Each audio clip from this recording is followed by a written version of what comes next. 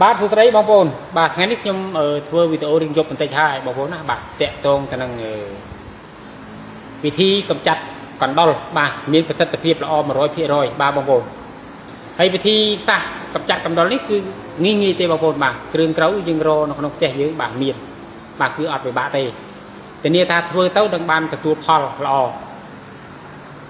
ហើយបងប្អូនគួរតែបាទធ្វើម៉េចក៏ដោយបាទឲ្យទុកឲ្យផុតពីដៃក្មេងតោះណាបងប្អូនឥឡូវនេះមុនខ្ញុំប្រាប់ក៏ខ្ញុំនឹងជម្រាបឥឡូវនេះតែម្ដងបាទទី1បងប្អូនត្រូវតែយករូបមន្តយើងធុកមូសយកធុកមូសមួយមកបងប្អូនណាបាទធុកមូសបាទទី2គឺទឹកក្អូបបោកអាវយើងបាទទី3ថ្នាំប៉ារ៉ាសេតាមុលបាទទី4គឺបាយកកបាទឥឡូវមកដឹងវិធីធ្វើទាំងអស់គ្នាបាទបងប្អូនយក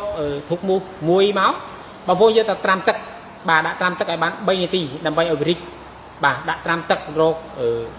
របស់ដាក់ត្រាំមកដើម្បីឲ្យធុកមូសនឹងវារីកបាទទី2បងយកប៉ារ៉ាមួយគ្រាប់ប៉ារ៉ាសេតាមុលមួយគ្រាប់បងយកកាត់ដបណាបងប្អូនបាទដបទៅក្រូចក៏ដោយបាទកែវដែលយើងចោលហើយក៏ដោយបងលាងឲ្យស្អាតទៅបងប្អូនចាក់ទឹកចូលកន្លះពេញអាកោដាក់ថ្នាំប៉ារ៉ាមួយគ្រាប់បាទហាមដាក់ចូលគ្នាបងប្អូនណាបាទមិនមែនយើងត្រាំជាមួយធុកមូសទេបាទគឺដាក់ផ្សេងគ្នាអត់ទាន់បាទទី3គឺបងប្អូនយកបាយកកបាទយកបាយកកមកបាទបងប្អូនយកបាយកកហើយគឺរបៀបធ្វើគឺបងប្អូនយកធុកមូសដែលយើងត្រាំរយៈពេល3ទៅ4នាទីហ្នឹងដើម្បីឲ្យវារីកហ្នឹងបងប្អូនយកមកបេះរយលើបាយហ្នឹងឲ្យធ្វើម៉េចឲ្យសប់បាទឲ្យសប់ហើយបងប្អូនយកប៉ារ៉ាដែលបងប្អូនត្រាំបាទត្រាំទឹកវាកន្លះពេញអាកោហ្នឹងបងប្អូនយកមកចាក់ចូលជាមួយបាយហ្នឹងហើយជាមួយធុកមូសហ្នឹងបាទច្បល់ឲ្យចូលគ្នាសប់ហើយបងប្អូនយកទឹកក្អូបបោកកៅអៅយើងចំនួន2ស្លាបព្រាបាយបាទយករួចហើយបងប្អូនរោយវាឲ្យសប់បាទរោយឲ្យសប់មុននឹងបងប្អូនធ្វើបងប្អូនត្រូវតែពាក់ស្រោមដៃផង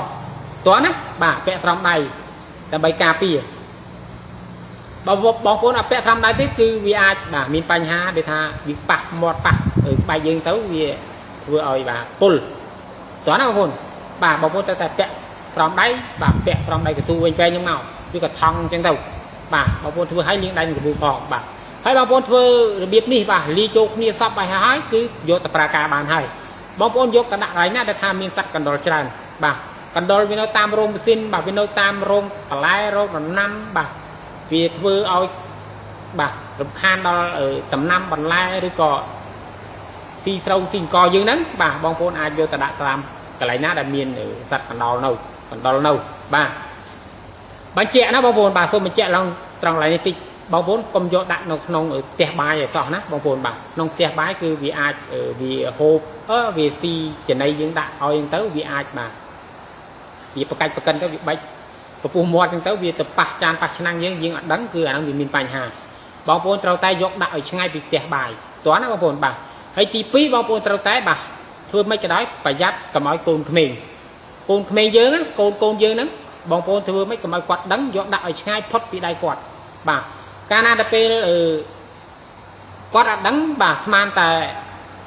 ជានំឬក៏ជាអ្វីហ្នឹងគាត់យកទៅហូបណាអាហ្នឹងគឺបញ្ហាធំហើយបងប្អូនទាល់ហើយហ្នឹងណាបាទដាក់ខ្ញុំឲ្យទាល់ហើយបងប្អូនមុននឹងធ្វើបងប្អូនគួរតែប្រយ័ត្នប្រយែងត្រង់ខ្លួនចំណុចហ្នឹងបាទកន្លែងហ្នឹងគឺខ្ញុំបានត្រឹមតែបច្ចេកលេខទេការបងប្អូនធ្វើប្រើប្រាស់បងប្អូនគួរតែប្រយ័ត្នខ្ញុំហាមទៀតគឺត្រូវតែប្រយ័ត្នទាំងអស់គ្នាបាទអញ្ចឹងយើងដាក់ឲ្យផុតពីដៃក្មេងទៅបាទគឺល្អហើយអញ្ចឹងគឺសត្វកណ្ដុរគឺវាធំក្លិនបាយហ្នឹងគឺវាមកស៊ីបាទតែកាលណាវាមកស៊ីបាទ5នាទីអត់ទាន់ទេបងប្អូនគឺស្អាតឈឹងហ្មងអញ្ចឹងគឺឆ្នាំខ្ញុំប្រាប់នេះគឺដើម្បីចែករំលែកទុកជាបងប្អូនធ្វើនៅតាមចការនៅតាមសួនអញ្ចឹងណាបាទហាផ្ដាច់ក៏បងប្អូនកុំយកប្រើក្នុងផ្ទះបាយបងប្អូនប្រើបានតែបងប្អូនទៅទទួលខុសត្រូវខ្លួនឯងអញ្ចឹងណាបាទអញ្ចឹងវីដេអូខ្ញុំមានតែប៉ុណ្្នឹងទេបងប្អូនបាទរកការអត្ថាធិប្បាយបាទលើសលួសខុសឆ្គងត្រង់ពាក្យសម្ដីកន្លែងណាក៏សូមបងប្អូនខន្តីអភ័យទោសបាទដល់ខ្ញុំបាទផងបាទវីដេអូនេះមានតែប៉ុណ្្នឹងទេបាទអរគុណច្រើន